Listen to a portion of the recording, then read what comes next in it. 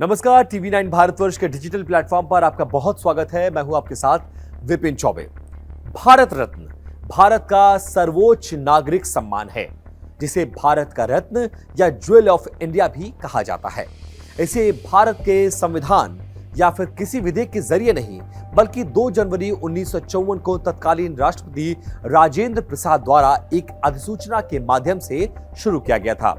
इसका उद्देश्य उन व्यक्तियों को सम्मानित करना था जिन्होंने राष्ट्र की असाधारण सेवा की। शुरुआती दौर में यह सम्मान कला, साहित्य, विज्ञान और सार्वजनिक सेवाओं तक सीमित था, पर बाद में इसे मानव प्रयास की हर क्षेत्र तक विस्तारित करने का फैसला कर लिया गया था। अब आइए आपको भारत रत्न की 72वीं वर्षगांठ के बहाने समझाते हैं क्यों जनता पार्टी की सरकार ने इस पर रोक लगाई और कांग्रेस ने वापस कैसे शुरू किया। कैसे और क्यों हुई शुरुआत, कितने विदेशियों को मिला ये पुरस्कार और क्यों और क्या है इसे देने के नियम और योग्यता, ये भी जानेंगे। अब तक कितनी हस्तियों को ये सम्मान मिल चुका है, भारत का सर्वोच्च नागरिक सम्मान भारत रत्न। आजादी के बाद भारत एक नवगठित लोकतांत्रिक गणराज्य था, जहां राष्ट्रीय पुनर्निर्माण और संस्थाओं के निर्माण के साथ साथ ये भी एक प्रश्न था कि देश के लिए असाधारण योगदान करने वालों के लिए उन्हें किस प्रकार से सम्मानित किया जाए। नेहरू युग में यह विचार सामने आया कि पश्चिमी देशों की तरह भारत में भी सर्वोच्च नागरिक सम्मान की व्यवस्था होनी चाहिए और इसकी भारतीयता और सादगी भी बनी रहे। इसी पृष्ठभूमि में 1954 में भारत रत्न की स्थापना हुई। ये केवल पद्म या शोहरत भर नहीं, बल्कि ये संदेश भी था कि कैसे भारत अपने वैज्ञानिक, विचारकों, कलाकारों और जन नेताओं को सर्वोच्च स्थान देता है। सामान्य नागरिक भारत रत्न के लिए सीधे किसी का नाम प्रस्तावित नहीं किया जा सकता है। पहली बार दिए गए 3 भारत रत्न भारत ने साल 1954 में इसे शुरू करने की घोषणा की और उसी समय देश की 3 हस्तियों को भारत रत्न सम्मान देने की घोषणा भी की गई। ये पुरस्कार साल 1955 में दिए गए थे। ये पुरस्कार क्रमशः स्वतंत्र भारत के अंतिम गवर्नर जनरल और प्रख्यात राजनेता सी राजगोपालचारी, दार्शनिक, विचारक और बाद में भारत के राष्ट्रपति बने सर्वपल्ली डॉक्टर राधाकृष्णन और नोबेल पुरस्कार विजेता वैज्ञानिक डॉक्टर सीवी रमन को दिया गया। ये तीनों उस विचारधारा का प्रतिनिधित्व करते थे जहां ज्ञान, विज्ञान और सार्वजनिक सेवा का सामान्य महत्व मिला। जनता पार्टी सरकार ने इस पर रोक क्यों लगाई, अब आपको हम ये भी बता दें। भारत रत्न की यात्रा निर्विघ्न नहीं रही है। साल 1977 में जब मोरारजी देसाई के नेतृत्व में जनता पार्टी की सरकार सत्ता में आई तो उसने भारत रत्न सहित सभी राष्ट्रीय नागरिक सम्मानों को बंद करने का फैसला कर दिया। 13 जुलाई 1977 से लेकर 25 जनवरी 1980 तक ये सभी पुरस्कार निलंबित रहे। जनता पार्टी के नेतृत्व का एक महत्वपूर्ण तर्क ये भी था कि ऐसे सम्मान जो गांधीवादी सादगी की भावना के विपरीत हैं। लोकतांत्रिक समाज में सरकारी उपाधियां एक तरह का विशिष्ट वर्ग निर्माण करती हैं। कुछ लोग इन्हें औपनिवेशिक सम्मान की प्रणाली का मानसिकता का विस्तार भी मानते थे। जनता पार्टी की सरकार ने यह भी माना कि राजनीतिक सत्ता के प्रभाव में पुरस्कारों का वितरण पक्षपातपूर्ण हो सकता है, इसलिए कोई भी नागरिक उपाधि इसको ना दी जाए। जैसा रुख अपनाया गया और भारत रत्न समेत सभी उच्च नागरिक पुरस्कारों को स्थगित करने का फैसला किया गया। कांग्रेस सरकार ने इसे दोबारा क्यों और कैसे शुरू किया, अब आपको ये भी बताते हैं। जनता पार्टी की सरकार के पतन के बाद 1980 में इंदिरा गांधी की अगुवाई में पुनः एक बार फिर से कांग्रेस की सरकार बनी। नई सरकार का मत ये था कि यदि पारदर्शी और संतुलित ढंग से पुरस्कार दिए जाएं, तो यह न केवल व्यक्तियों का सम्मान है, बल्कि राष्ट्रीय आदर्श स्थापित करने का एक बड़ा माध्यम भी है। फिर एक नई अधिसूचना के साथ भारत रत्न और पद्म पुरस्कारों को पुनः शुरू कर दिया गया। इस पुनः आरंभ के पीछे 2 प्रमुख विचार सामने आए। एक, राष्ट्रीय योगदान की सार्वजनिक मान्यता ताकि समाज को प्रेरणा मिले, और दूसरा, अंतर्राष्ट्रीय स्तर पर यह भी संदेश जाए भारत अपने महान योगदानकर्ताओं को सर्वोच्च स्तर पर पहचानता है। बाद में 1990 के दशक के शुरुआत में इन पुरस्कारों की वैधता को लेकर भी कुछ सवाल उठे, तो 1992 से 95 के बीच इन्हें रोकना भी पड़ा। लेकिन दिसंबर 1995 में सर्वोच्च न्यायालय द्वारा इन्हें संवैधानिक मान्यता मिलने के बाद इन पुरस्कारों को दोबारा से नियमित रूप से जारी कर दिया गया। पूर्व क्रिकेटर सचिन तेंदुलकर को वर्ष 2014 में भारत रत्न पुरस्कार मिला था। अब भारत रत्न के नियम, प्रक्रिया और योग्यताएं क्या हैं, वो आप जान लीजिए। क्षेत्र और योग्यता। शुरुआत में भारत रत्न केवल कला, साहित्य, विज्ञान और सार्वजनिक सेवा तक सीमित था, पर अब यह मानव प्रयास के किसी भी क्षेत्र में असाधारण योगदान के लिए दिया जा सकता है।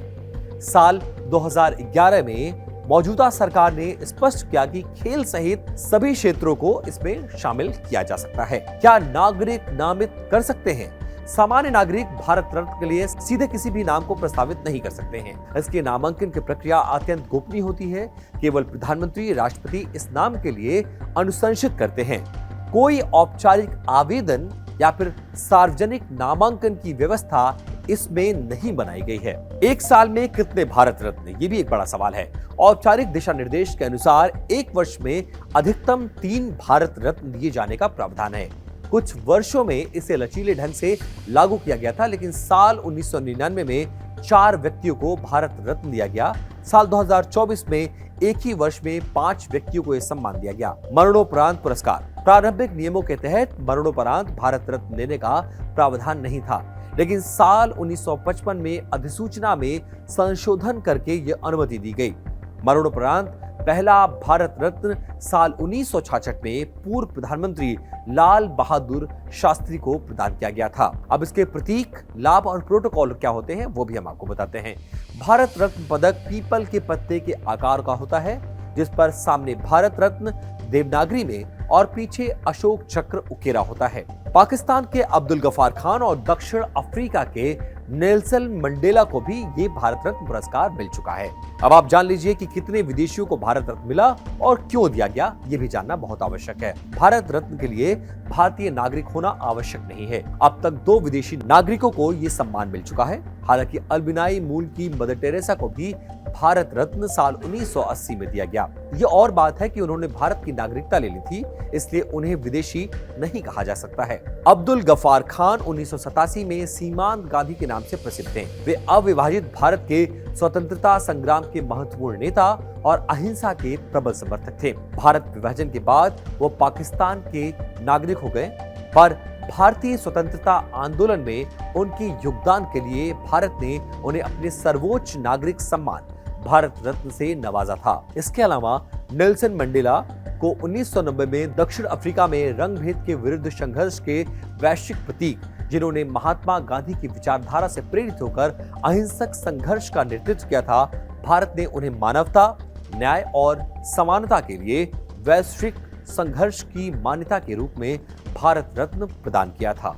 विदेशी व्यक्तियों को भारत रत्न देने के पीछे का व्यापक संदेश ये है कि भारत केवल राष्ट्रीय सीमाओं के भीतर ही नहीं, बल्कि मानवता के व्यापक हित में किए गए कार्यों को भी अपने सर्वोच्च सम्मान के योग्य मानता है।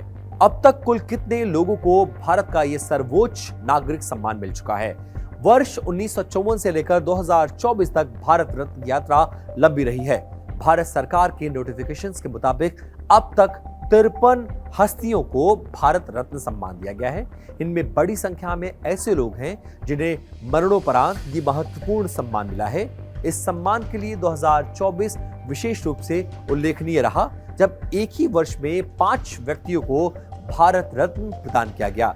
इनमें भाजपा के वरिष्ठ नेता लालकृष्ण आडवाणी को छोड़कर बाकी 4 कर्पूरी ठाकुर, पीवी नरसिम्हा राव, चौधरी चरण सिंह तथा एमएस स्वामीनाथन को मरणोपरांत ये सम्मान दिया गया। इन नवीनतम सम्मानों ने यह भी दिखाया कि आज की सरकारें केवल स्वतंत्रता आंदोलन के नायक या प्रारंभिक दशक के नेताओं तक सीमित न रहकर कृषि, अर्थव्यवस्था, सामाजिक न्याय और आधुनिक राजनीति में योगदान देने वाले व्यक्तित्वों का भी सर्वोच्च सम्मान की श्रेणी में रख रही है।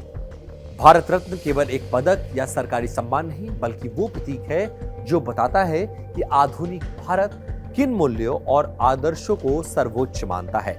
आज जब भारत रत्न वैज्ञानिकों से लेकर किसानों के मसीहा तक, खिलाड़ियों से लेकर सामाजिक कार्यकर्ताओं तक विभिन्न क्षेत्रों में दिया जा रहा है, तो ये पुरस्कार भारतीय लोकतंत्र की व्यापकता को कहीं ना कहीं रेखांकित करता है, जो किसी एक वर्ग या फिर विचारधारा या फिर पेशे तक सीमित नहीं है, बल्कि समग्र राष्ट्रीय जीवन के उत्कर्ष को भी सम्मानित करता है। आपको ये वीडियो कैसा लगा, अपनी राय कमेंट बॉक्स में जरूर दें और इसी तरह के तमाम वीडियोस के लिए आप टीवी 9 भारतवर्ष के डिजिटल प्लेटफॉर्म पर बने रहें। धन्यवाद, नमस्कार।